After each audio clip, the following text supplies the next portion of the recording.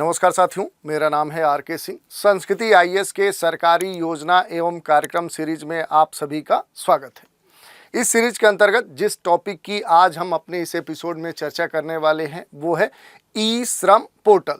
तो देखेंगे कि आखिर ये जो पोर्टल है ये इस समय चर्चाओं में क्यों है और किस उद्देश्य को ध्यान में रखते हुए इस पोर्टल को लॉन्च किया गया था, साथ ही इसकी कौन सी विशेषताएं हैं और ये किनको लक्षित करते हुए प्रारंभ किया गया था। ये सारी बातें हैं जिन पर आज हम चर्चा करने वाले हैं। चलिए सबसे पहले हम बात कर लेते हैं कि आखिर ई श्रम जो पोर्टल है ये इस समय चर्चाओं में क्यों है। तो एक न्यूज़ आर्टिकल लेते हैं जिसमें कहा गया है, ministry of labour and employment says e Shram portal sees registration of more than 30 crore unorganised worker in last 3 years. ये श्रम एवं रोजगार मंत्रालय के द्वारा एक स्टेटमेंट उसी को कोट किया गया है और ये कहा जा रहा है कि श्रम एवं रोजगार मंत्रालय ने ये कहा है कि ई श्रम पोर्टल पर पिछले 3 सालों में लगभग 30 करोड़ से अधिक असंगठित श्रमिकों का रजिस्ट्रेशन हुआ है, पंजीकरण हुआ है। और जब से ये न्यूज आई है एक बार फिर से ई श्रम पोर्टल चर्चाओं में बना हुआ है। तो चलिए देख लेते हैं कि आखिर ये ई श्रम पोर्टल है क्या। तो सामान्य तौर पे देखें तो इसे श्रम एवं रोजगार मंत्रालय ने वर्ष 2021 में असंगठित श्रमिकों के एक व्यापक राष्ट्रीय डेटाबेस के पंजीकरण और निर्माण के लिए लॉन्च किया था। तो दो बातें यहाँ महत्वपूर्ण हैं कि किसने इसे लॉन्च किया था। तो श्रम एवं रोजगार मंत्रालय ने कब किया था, तो वर्ष 2021 में।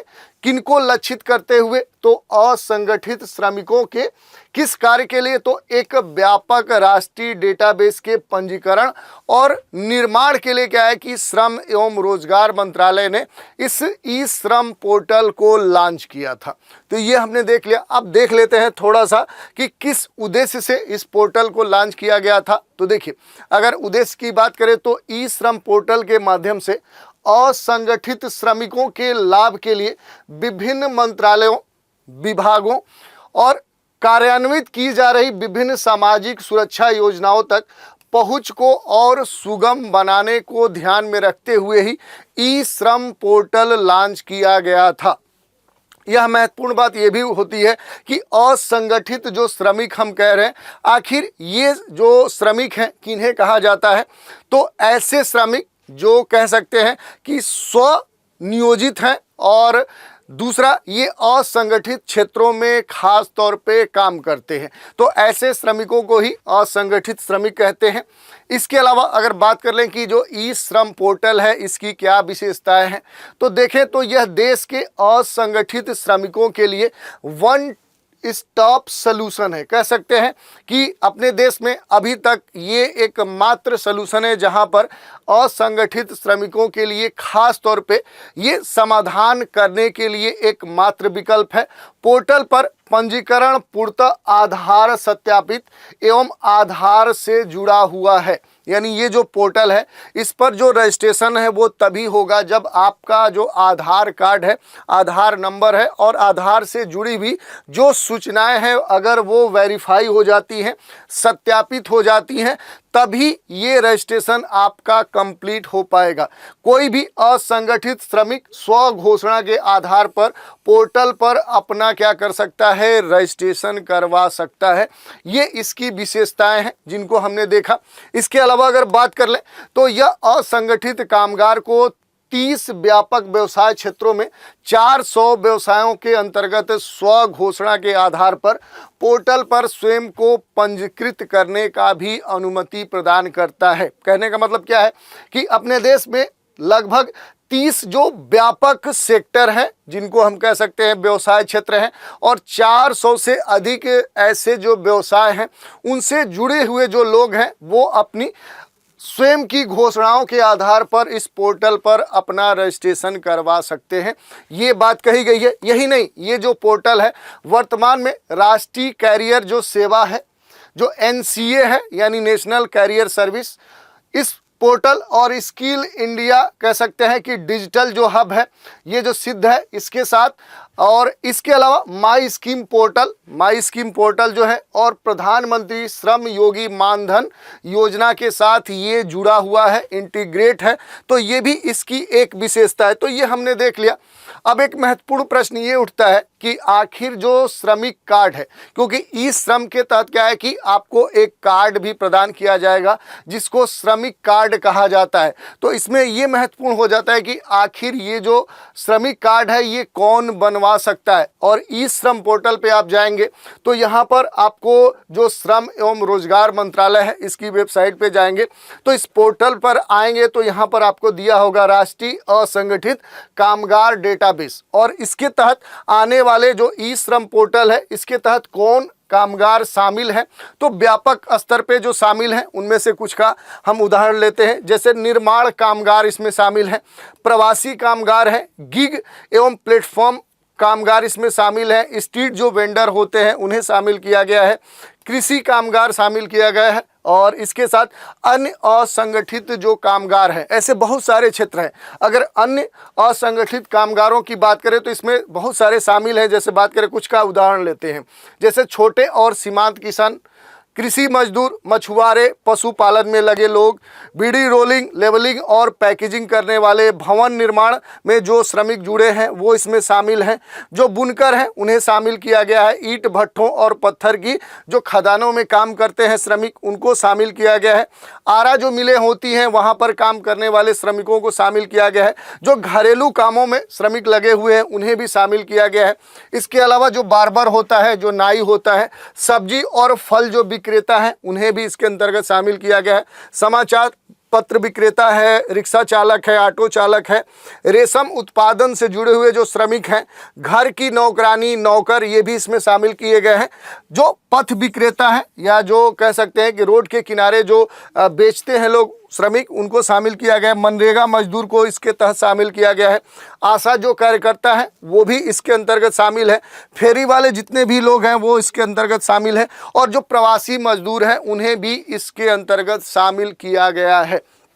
ये बातें कही गई है। अब इसकी विशेषताओं में और कुछ देख लेते हैं। जैसे सरकार की तरफ से इन पंजीकृत कामगारों को अपनी एक नई पहचान दी जा रही है। इसमें आपको आधार कार्ड की तरह सेम क्या है कि इसमें एक कार्ड आपको जारी किया जाएगा, ई श्रम कार्ड। इसके तहत ई श्रम कार्ड में आप देखेंगे तो जैसे आधार कार्ड पर आपको अंक या आपका एक यूनिक नंबर अंकित होता है, ठीक वैसे ही इस कार्ड पर भी आपको 12 अंकों का एक यूनिक नंबर दिया जाएगा, और ये UAN नंबर होगा जो पूरे देश में मान्य होगा। जैसे आधार कार्ड पूरे देश में आपका वैलिड होता है, वैसे ई श्रम कार्ड भी पूरे देश में वैलिड होगा। कार्ड बनने के बाद कामगारों मजदूरों की जो सारी जानकारी है वो सरकार की जो ऑफिशियल वेबसाइट है, जैसे बात करें श्रम एवं रोजगार मंत्रालय जो है उसकी ऑफिशियल जो वेबसाइट है उस पर ये पंजीकृत हो जाएगा, वहां पहुंच जाएगा, जिससे सरकार यह पता लगा सकेगी कि देश में कितने मजदूर हैं और उनको आने वाले समय में कहां रोजगार दिया जा सकता है। ये बात कही गई है। इसके साथ अगर हम बात करें तो इसमें यह भी कहा जा रहा है कि इन मजदूरों की अलग अलग कैटेगरी होगी जिसमें इनको विभाजित किया जाएगा, जिससे ये पता चल सके कि कौन व्यक्ति किन कार्यों को कर सकता है। जैसे बाल काटने वाला है, गिट्टी पत्थर तोड़ने वाला है, नाली बनाने वाला है, मछली पकड़ने वाला है, अलग अलग खाना बनाने वाला है। तो ऐसे बहुत सारी कैटेगरी इसमें बनाई जा सकती हैं। यही नहीं, इस तरीके से सरकार अलग अलग कैटेगरी में इन मजदूरों को बांटेगी, जिससे आने वाले समय में यदि सरकार कोई नई योजना के साथ कोई रोजगार सृजित करती है, उपलब्ध करवाती है, तो इनके हिसाब से इन्हें रोजगार प्रदान किया जा सके। यही नहीं, श्रम कार्ड के लिए जब आप अप्लाई करेंगे तो आपको उस समय यह ऑप्शन दिखेगा कि आप किस प्रकार का वर्क कर सकते हैं। इसके अलावा आपको जो भी काम आता है वह आप श्रम कार्ड बनवाते वक्त उसमें मेंशन कर सकते हैं, और जब आप ई श्रमिक कार्ड बनवाने के लिए अप्लाई करेंगे उस समय आपकी जो शैक्षणिक जो कह सकते हैं योग्यता है वो भी पूछी जाती है। आपको बताना होता है कि आपका जो एजुकेशन है वो कहाँ तक है, आपका एजुकेशन क्या है, आप कहाँ तक पढ़े हैं, ये बातें आपको अपने रजिस्ट्रेशन में मेंशन करना होता है। अब प्रश्न ये उठता है कि जब हम ई श्रम पोर्टल पे अपना रजिस्ट्रेशन करवाते हैं और वेरिफिकेशन होने के बाद जब ई श्रम कार्ड बनता है तो इसके बाद हमें लाभ कौन से प्राप्त हो सकते हैं, कि आखिर इस ई श्रम कार्ड के बेनिफिट्स क्या है, उस पर हम चर्चा कर लेते हैं। अगर बात करें तो सरकार की तरफ से श्रमिक कार्ड जो खाता धारक हैं उनको जो लाभ मिलने वाला है वो मूल रूप से 5 बेनिफिट्स मिलते हैं। जैसे बात करें तो 2 लाख रुपए तक का दुर्घटना बीमा प्रदान किया जाता है, विकलांग होने पर 1 लाख रुपए तक प्राप्त होता है और नए नए रोजगार के अवसर उपलब्ध होते हैं। इसके अलावा सरकारी योजनाओं का सीधा लाभ मिलता है और पंजीकृत जो कामगार हैं, जो मजदूर हैं, उनको एक कह सकते हैं कि यूएएन नंबर यानी ई श्रमिक जो कार्ड है इसके द्वारा एक खास यूनिक नंबर आपको प्रदान किया जाता है जो पूरे देश में वैलिड होता है, मान्य होता है। तो इस तरह से हमने देख लिया कि ई श्रम पोर्टल है क्या और इससे जुड़ा हुआ जो ई श्रमिक कार्ड है वो क्या है, उसकी क्या विशेषताएं हैं, इन पर हमने चर्चा कर ली। तो आज के इस चर्चा पर एक प्रश्न देख लेते हैं। प्रश्न क्या है, ई श्रम पोर्टल जो रोजगार मंत्रालय के द्वारा असंगठित श्रमिकों के एक व्यापक राष्ट्रीय डेटाबेस के पंजीकरण और निर्माण के लिए लॉन्च किया गया था, ये पोर्टल कब लॉन्च किया गया था? विकल्प दिया गया है वर्ष 2018, 2019, 2020 और 2021। तो इस तरह से हमने चर्चा कर ली कि ई श्रम पोर्टल है क्या, ये किस उद्देश्य से लॉन्च किया गया था, इसकी क्या विशेषताएं हैं और हाल ही में ये क्यों चर्चा में है। तो आज के एपिसोड में इतना ही। नए एपिसोड में एक नए कार्यक्रम के साथ फिर मिलेंगे, तो आप हमारे साथ बने रहें। इसके लिए धन्यवाद।